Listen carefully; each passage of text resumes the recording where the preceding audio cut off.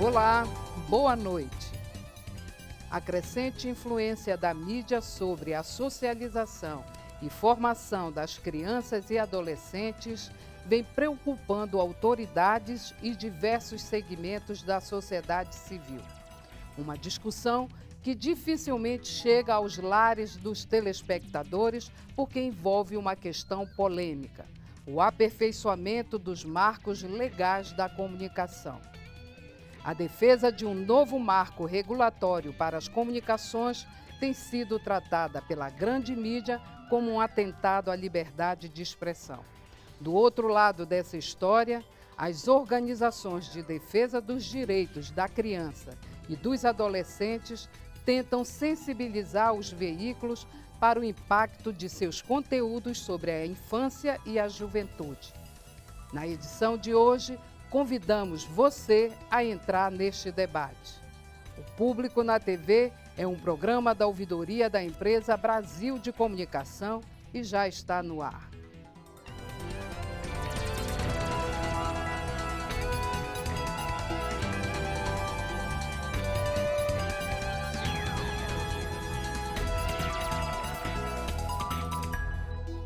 Uma das principais preocupações dos especialistas em direitos da infância e adolescência é a excessiva exposição de crianças e jovens a conteúdos prejudiciais ao desenvolvimento. O principal deles, a propaganda que estimula o consumo. Sobre esse assunto, nós vamos conversar com o secretário executivo da ANDI Comunicação e Direitos, Vite Vivarna. Boa noite, Vite. Boa noite, Regina. Vite, eu queria que a gente começasse a conversar sobre esse monitoramento que a ANDI faz, monitoramento de conteúdo veiculado na mídia. A gente inicialmente focou e continua trabalhando com o monitoramento da cobertura sobre os direitos da criança e adolescente. A gente acompanha em torno de 50 veículos de todo o Brasil em relação aos principais temas dessa agenda. E também trabalhamos com outras questões. Por exemplo, recentemente realizamos um estudo bastante amplo sobre a cobertura de temas ligados ao racismo na imprensa brasileira.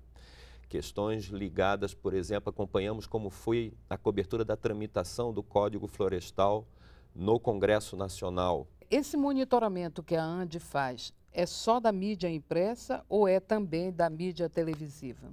Centralmente na mídia impressa, embora a gente também faça acompanhamento de televisão, estamos começando a desenvolver a metodologia para acompanhamento em mídias sociais, porque é muito interessante ver como está o agendamento dessas temáticas também no âmbito de Twitter, de Facebook e mídias similares.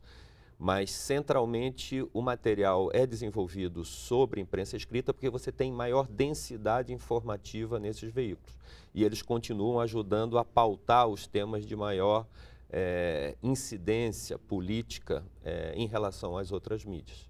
E me diga uma coisa, nesse monitoramento, o que vocês identificaram de mais crítico e que afeta os direitos da infância? São vários temas. Primeiro, é importante reconhecer nessa perspectiva de médio e longo prazo, que a gente já tem essa leitura em retrospectiva aí de quase 17 anos de monitoramento de mídia, que a imprensa brasileira ela passou a pautar a temática da infância e adolescência. O jornalismo brasileiro ele se destaca em relação a uma série de outros países por ter integrado esse tema à sua cobertura cotidiana. A publicidade talvez seja um tema aonde vocês identifiquem muito mais, sei lá, não sei se a gente poderia dizer, até de respeito mesmo aos direitos da infância. Esse realmente é uma situação que precisa de atenção imediata da sociedade como um todo e do Estado brasileiro, porque a criança é muito vulnerável. A criança não está com o seu sistema cognitivo plenamente desenvolvido.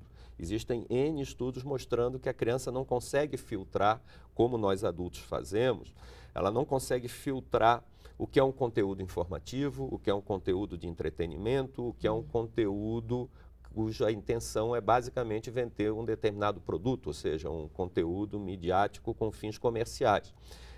A criança não faz essa filtragem. E cada vez mais estão sendo usadas técnicas derivadas de estudos de neurociência, de psicologia infantil, de psicologia social, para vencer essas barreiras que já são frágeis da criança, para que ela possa estar sendo convencida de que a aquisição de determinado produto... Convencer, depois convencer os pais. Isso, de que a felicidade dela só vai acontecer se ela tiver em posse daquele produto X, Y ou Z. E você mencionou um dado crucial, muitas dessas propagandas, elas levam a isso, elas são elaboradas para influenciar a psique da criança, para que ela vá até os pais, para que ela incomode o máximo possível os pais e, ao final, ela consiga, então, ter aquele produto em mãos. Então, outros estudos que vêm sendo desenvolvidos internacionalmente mostram isso, a tensão que é gerada no âmbito da família por essa pressão constante das crianças pedindo a partir do estímulo que elas recebem dos meios de comunicação. Vítor, nós vamos para um pequeno intervalo. A gente volta já.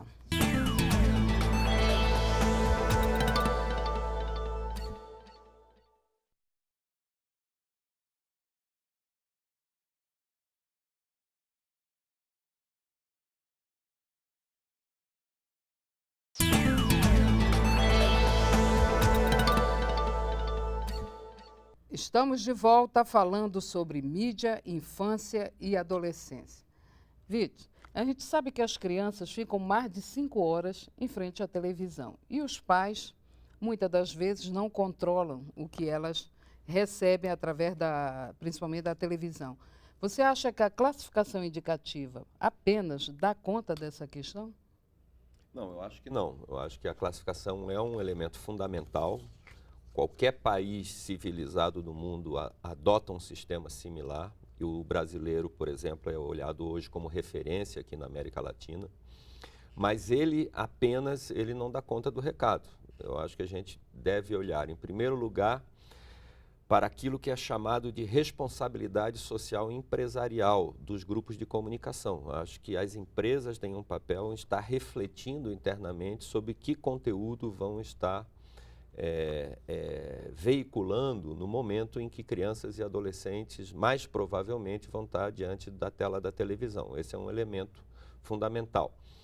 Um outro elemento é aquilo que é chamado de educação para a mídia, que de uma forma ampla, não só no ambiente formal de ensino, a discussão que permite às pessoas refletirem criticamente sobre os conteúdos dos meios de comunicação. Como é que você desenvolve a capacidade de fazer uma análise mais crítica daquilo que está sendo transmitido? Como é que você se coloca enquanto cidadão numa posição ativa em relação a esses conteúdos e não só numa posição passiva? E a gente sabe que cada vez mais as escolas elas usam os conteúdos veiculados na mídia como material didático. Você acha que os professores hoje estão preparados para fazer a seleção desse material? Essa é uma excelente pergunta, porque, em primeiro lugar, haveria, né, a necessidade de fazer uma seleção adequada desses conteúdos, e eu acho que é um elemento importante poder usar programas, conteúdos de mídia para a discussão sobre as matérias que estão sendo ali ensinadas às crianças e adolescentes, mas acho que é esse outro campo que é o campo que nós não avançamos e que exigiria, sim, capacitação específica. Parece que o Ministério da Educação está estimulado a começar a olhar esse tema. Como é que se prepara os professores para também, além de usar esses conteúdos no ensino dos conteúdos de outras disciplinas, os conteúdos de mídia, para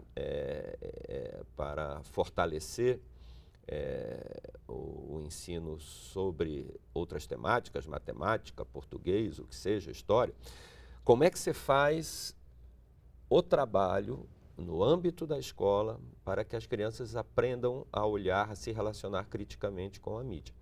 Esses conteúdos que são veiculados na mídia, muitas das vezes, eu diria até na maioria, não refletem, né, as diferenças culturais, socioeconômicas. Quais as consequências disso? Esse é outro desafio. Um país de dimensões continentais como o nosso, com tantas características culturais, geográficas diversas, ele exige também conteúdo de mídia plural, que reflita essa diversidade e que reflita essa diversidade para as crianças e adolescentes. Nós temos, a mídia brasileira tem bons programas, desenvolve conteúdos interessantes que refletem essa diversidade, mas isso não é o padrão, isso ainda é exceção. A gente está há alguns anos aí discutindo um novo marco regulatório para a comunicação, para a mídia. Você acha que isso pode ajudar nesse processo? E como é que vocês estão vendo essa discussão? Eu acho que o Brasil tem uma dívida histórica nesse campo, né? Um exemplo interessante, se nós olharmos a Constituição Federal de 88, não é isso? A Constituição Cidadã, ela explicita no seu artigo 227 que a criança e o adolescente são prioridade absoluta para a sociedade, para a família, para o Estado. Esse artigo ele é regulamentado 2 anos depois. Em 1990, nasce o Estatuto da Criança e do Adolescente, detalhando o que é que nós queremos, enquanto sociedade, garantir nesse campo da prioridade absoluta para a criança e o adolescente. Se a gente recua um pouquinho na Constituição, os artigos 220 até 224 têm como foco a comunicação social. Nós não temos até hoje, 25 anos depois, uma legislação que especifique o que é que nós queremos definir e estabelecer de regras para esse campo da comunicação. Essa é uma dívida tremenda. Vídeo, nós vamos para mais um intervalo. A gente volta já.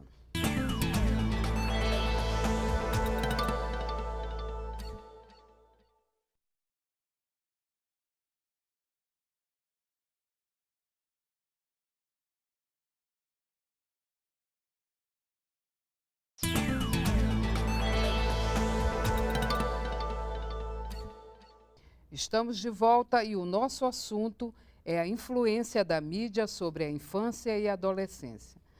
Vídeo, os movimentos que tratam dessa relação, né, do jovem em relação à mídia, eles defendem a necessidade desse jovem produzir esses conteúdos que são veiculados. Qual é a avaliação de vocês?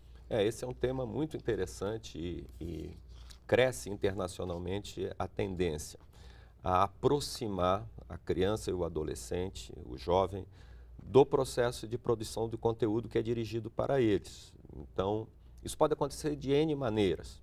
Você tem, já é uma prática muito interessante no Brasil, de alguns meios impressos, suplementos de jornal, por exemplo, para criança e adolescente, revistas para adolescentes, de criarem um conselho editorial onde são convidados crianças e adolescentes para refletirem, seja sobre a edição que acabou de ser publicada, seja sobre a edição que está em processo de elaboração, discutindo pautas, ideias. Essa prática é uma prática que acontece com certa frequência já no Brasil. Isso, a discussão da pauta, né? Mas no sentido da produção em si. Então, e aí no processo de produção, esse é o desafio que se coloca.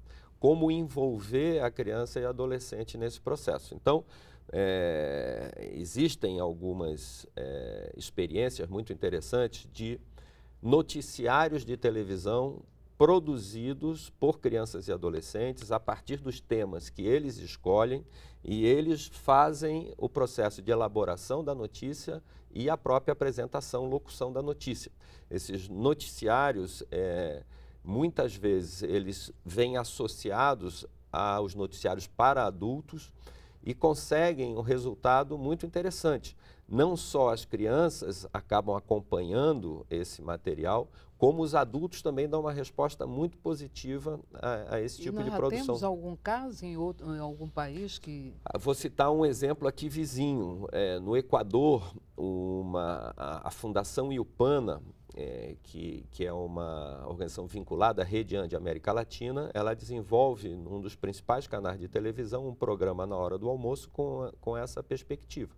Então, por 5 minutos, as crianças estão ali discutindo assuntos que são assuntos de interesse da sociedade como um todo, mas também dizem respeito à infância e adolescência, e estão sendo apresentados a partir da sua ótica, com as suas preocupações, com as suas reflexões. Vítor, para a gente encerrar, eu queria que você falasse qual o papel desse campo público da comunicação dentro desse cenário. Eu acho cada vez mais estratégico, central. A gente sabe que o Brasil e boa parte da América Latina estruturou o seu campo de comunicação centralmente a partir do setor privado. Esse é um modelo que é um modelo norte-americano. Se a gente for olhar a realidade europeia, nós vamos encontrar um desenho diferente. O campo da comunicação, ele se estrutura a partir dos meios públicos.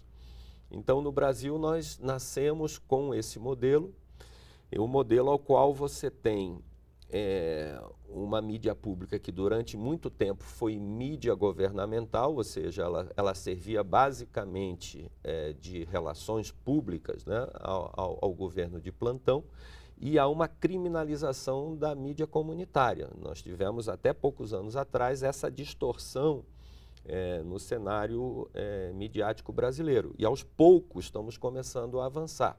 Então, o fato de podermos pensar a mídia pública de uma forma mais consistente hoje em dia é fundamental e deve ser feito um investimento para garantir mais e mais condições de operação para meios e canais públicos e, ao mesmo tempo, garantir que a mídia comunitária tenha o merecido espaço dentro desse campo. Então, eu acho que é fundamental, eu acho que existe hoje um campo que deve ser explorado pelas mídias públicas e que tem um potencial de trazer uma contribuição efetiva para as crianças e adolescentes. Vítor, muito obrigada pela sua participação. Eu que agradeço a oportunidade. Uma boa noite. O Público na TV fica por aqui. Na próxima quinta-feira estaremos de volta. Uma boa noite e até lá.